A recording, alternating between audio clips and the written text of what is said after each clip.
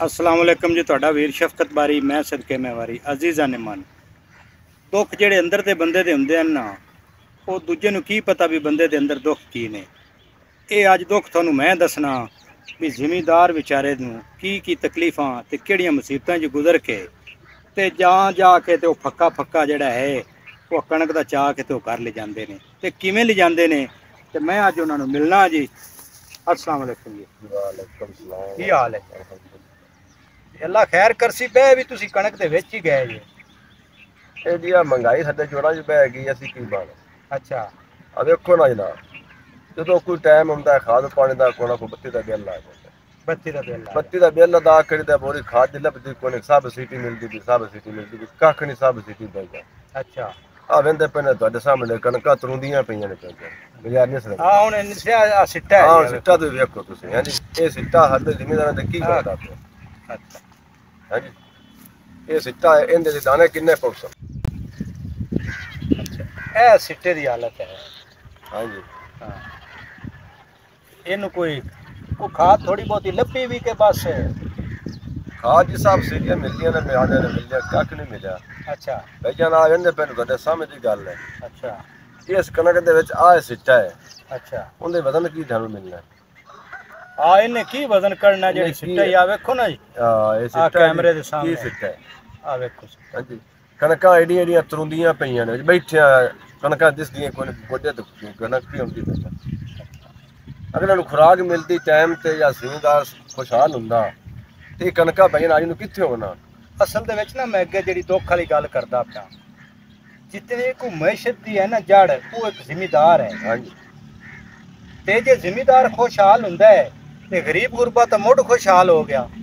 ਤੇ ਜ਼ਿਮੀਂਦਾਰ ਵਿਚਾਰਾ ਹੁੰਦੀ ਹੈ ਹਾਲਤ ਆਪਾਂ ਵੇਖਦੇ ਪਏ ਹਾਂ, ਉਹ ਬੈਠੇ ਕਣਕ ਦੇ ਵਿੱਚ ਹੀ ਹੋ ਸਕਦਾ ਰਾਤ ਸੌਂ ਵੀ ਇੱਥੇ ਪਵਣ ਵੀ ਕੀ ਜਾ ਕਰਨ, ਦਿਲ ਭੈੜੇ ਹੋਏ ਪਏ ਨੇ ਵੀ ਨਹੀਂ ਖਾਦਾਂ ਨਹੀਂ ਸਪਰੇਵਾਂ, ਸਬਸਿਡੀ ਦੀ ਗੱਲ ਕਰਦੇ ਨੇ। ਚਲੋ ਉਮੀਦ ਕੀਤੀ ਜਾ ਸਕਦੀ ਜਿਵੇਂ ਕੋਈ ਸੁਣਦੇ ਪਏ ਨੇ। ਤੇ ਤੁਸੀਂ ਕੋਈ ਖਬਰਾਂ ਸੁਣੀਆਂ ਸਬਸਿਡੀ ਦੇ ਬਾਰੇ? ਹਾਂਜੀ ਖਬਰਾਂ ਹੀ ਸੁਣੀ ਦੀਆਂ ਨੇ। ਅੱਛਾ ਲੈਕਟ ਵਗੈਰਾ ਤੇ ਵੀ ਦੱਸਦੇ ਨੇ ਬੰਦੇ ਵੀ ਆ ਜਾ ਸਬਸਿਡੀ ਮਿਲਦੀ ਪਈ ਹੈ, ਹੋਵੇ ਜਿਹੜਾ ਕੱਖ ਨਹੀਂ ਪੈਂਦਾ। ਤੁਹਾਨੂੰ ਉਹ ਖਬਰਾਂ ਵੀ ਕੂੜੀਆਂ ਪੈ ਖਬਰਾਂ ਲੱਗਦੀਆਂ? ਕੁੜੀਆਂ ਫਿਰ ਲੱਗਦੀਆਂ ਨੇ।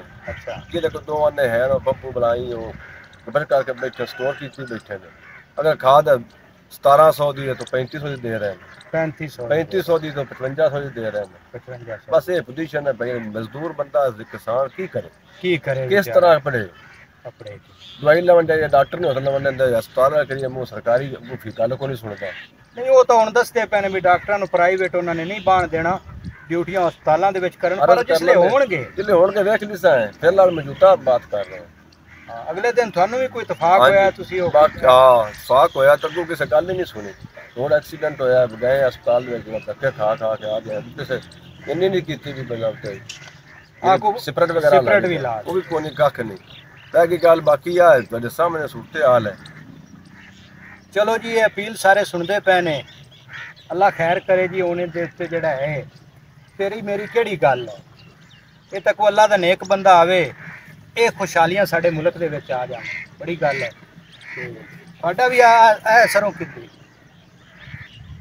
ਸਰੋਂ ਜੀ ਸਾਇਆਂ ਦੀ ਹੈ, ਤੁਸੀਂ ਇਹਦੇ ਸਾਏ ਤੇ ਬੈਠੇ ਜੀ, ਅਸੀਂ ਵੀ ਇਹਦੇ ਸਾਏ ਤੇ ਬੈਠੇ ਕਿ ਕਣਕ ਮਰੇੜੀ ਹੋਈ ਹੈ ਤੇ ਚਲੋ ਇਹ ਜੇ ਵੱਲ ਵਜ਼ਨ ਕੱਢੇ ਤੇ ਕੋਈ ਤਾਂ ਹਿੱਸਾ ਬੁੱਤਾ ਤਾਂ ਤੁਹਾਨੂੰ ਕੋਈ ਨਹੀਂ ਦੇਣਾ। ਹਿੱਸਾ ਬੁੱਤਾ ਉਹਨਾਂ ਟਾਂਡਾ ਨਹੀਂ ਚਾਵਨ ਦੇਣਾ, ਹਿੱਸੇ ਬੁੱਤੇ ਦੀ ਗੱਲ ਕਰਦੇ। ਨਹੀਂ ਤੇ ਮੁੜ ਇੰਜ ਕਰੀਦਾ ਹੈ ਨਾ ਵੀ ਮੁੜ ਪਰਾਇਆ ਸਾਇਆਂ ਤੋਂ ਬਚੀਦਾ ਹੁੰਦਾ ਹੈ। ਫਿਲਹਾਲ ਤਾਂ ਹੁਣ ਕੀ ਕਰੀਏ ਜੀ, ਹਮਸਾਏ ਆਣ ਤਕੜੇ ਨੂੰ ਹੁਣ।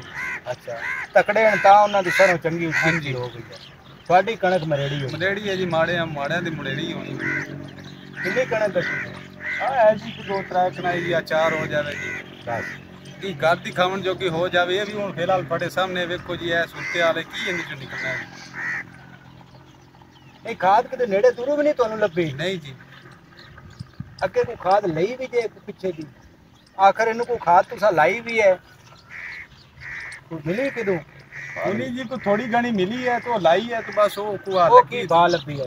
जी बड़ी महंगी मिली है, जो भी जो किवें आंदे ने जी शनाख्ती कार्ड दे के तो मिली है ਅੱਛਾ ਸ਼ਨਾਖਤੀ ਕਾਰਡ ਦੇ जी। ਤੁਹਾਨੂੰ ਉਹ ਬੋਰੀ ਕਿੰਨੇ ਦੀ ਲੱਭੀ? ਸਾਨੂੰ ਜਨਾਬ ਬੋਰੀ ਲੱਭੀ ਹੈ 5300 ਦੀ।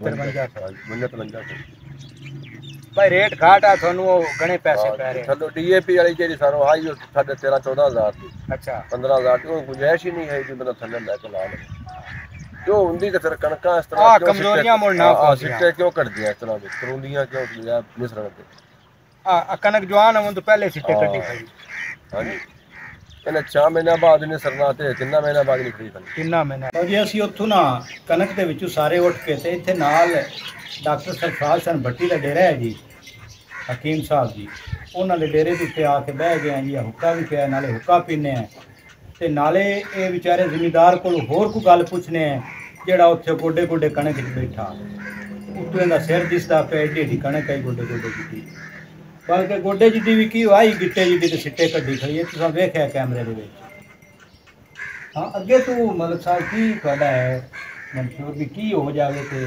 ਖੁਸ਼ਹਾਲੀ ਆ ਜਾਵੇ ਅੱਲਾਹ ਕਰੇ ਜੀ ਕੋਈ ਅੱਛਾ ਹੁਕਮਰਾਨ ਹੀ ਆ ਜਾਵੇ ਅੱਛਾ तो मुल्क के हालात सेट हो जावन ते किसान जिम्मेदार ਨੂੰ ਕੋਈ ਚਲੋ ਫਾਇਦਾ ਮਿਲ ਜਾਵੇ फायदा मिल जाए ਵਰਨਾ ਤਾਂ ਰੁੰਨੇ ਪੈਣੇ